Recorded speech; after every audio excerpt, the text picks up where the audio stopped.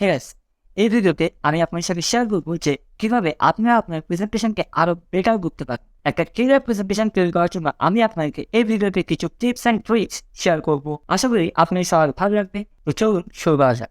The first tips is topic. Presentation তৈরির পূর্বে আমাদেরকে প্রথমে যেটা করতে হবে সেটা হলো প্রেজেন্টেশনের যে টপিক আছে সেই টপিকের উপর ডিপ রিসার্চ করতে হবে, যার ফলে আমরা আমাদের পুরো প্রেজেন্টেশনের টপিকের উপর একটা বেসিক আউটলাইন পেয়ে যাব। তাছাড়া আমরা এটাও ফাইন্ড আউট করতে পারবো যে পুরো স্লাইড জুড়ে আমাদের কী কী কন্টেন্ট থাকবে এবং এবং কয়টা স্লাইড আমাদেরকে তৈরি করতে হবে। Second tips, theme and colour. প্রেজেন্টেশনে আমরা যে কালারই ব্যবহার করি না কেন সেটা থিম হিসেবে সবার সামনে রিপ্রেজেন্ট হয়। সো আমাদেরকে খুবই সতর্কতার সাথে কালার ইউজ করতে হবে। কালার ব্যবহার করার জন্য প্রথমে আমাদেরকে কালার জিনিসটাকে ভালোভাবে বুঝতে হবে। এখানে দুই ধরনের কালার রয়েছে, একটা হচ্ছে লাইট আর হচ্ছে ডার্ক। লাইট কালার হচ্ছে হোয়াইট, ইয়েলো, অরেঞ্জ, ব্লু, আর ডার্ক কালার হচ্ছে ব্ল্যাক, পার্পল, এই ধরনের কালারগুলো।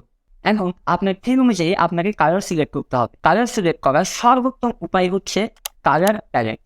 তো এখন স্বাভাবিকভাবে প্রশ্ন আসতেই পারে যে কালার প্যালেট কি? কালার প্যালেট হচ্ছে একসাথে বিভিন্ন কালারের কম্বিনেশন। এখন কালার প্যালেট কোথায় পাওয়া যায়? একটা সহজ সলিউশন বলি, অ্যাডোবি কালার। এই ওয়েবসাইটে গিয়ে আপনি অসংখ্য কালার পেয়ে যাবেন, যা আপনি ফ্রিতে ডাউনলোড করতে পারবেন। এমনকি আপনার পছন্দ মতো কালার আপনি ক্রিয়েট করতে পারবেন এবং ডাউনলোড করতে পারবেন।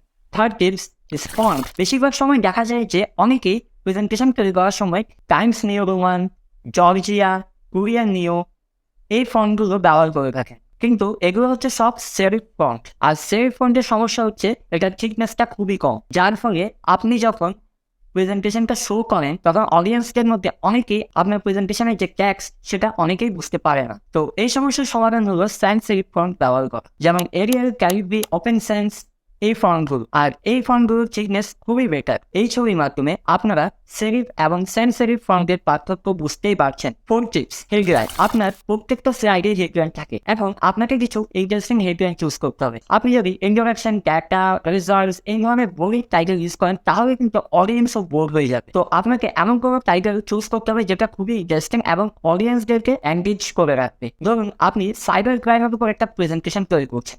এখন আপনি যদি প্রেজেন্টেশনের প্রথম স্লাইডে হেডলাইন দিয়ে ইন্ট্রোডাকশন, যেটা খুবই বোরিং একটা টাইটেল, এখন যদি আপনি ইন্ট্রোডাকশনের জায়গায় what is cyber crime, reason behind cyber crime, media of cyber crime এই ধরনের হেডলাইন যদি ইউজ করেন তাহলে অডিয়েন্স আরো এনগেজ হবে। Fifth tips, controlling text. আমি আপনাদের দুটো স্লাইড দেখাবো, প্রথমটা হলো এটা এবং দ্বিতীয়টা হলো এটা।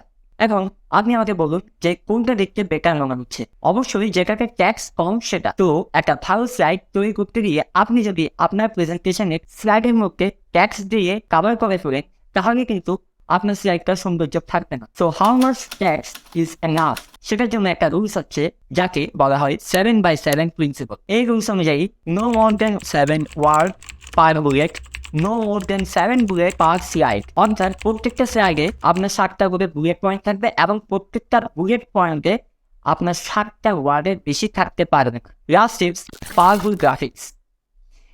মোস্ট অফ দ্য টাইম অডিয়েন্সের ফোকাস থাকে আপনার প্রেজেন্টেশনের যে ভিজুয়ালস, গ্রাফিক্স, পিকচার সেগুলোর উপর। তাই আপনাকে কিছু আই ক্যাচিং পিকচার, ভিজুয়ালস প্রেজেন্টেশনে দেখাতে হবে। যেমন আপনি ডেটা শো করার জন্য ট্যাবল ইউজ না করে আপনি গ্রাফ ইউজ করতে পারেন, পাই চার্ট ইউজ করতে পারেন। আর যদি পিকচারের কথা বলি, আপনাকে অবশ্যই কিছু হাই কোয়ালিটি পিকচার সিলেক্ট করতে হবে যা আপনি আপনার প্রেজেন্টেশনে শো করবেন।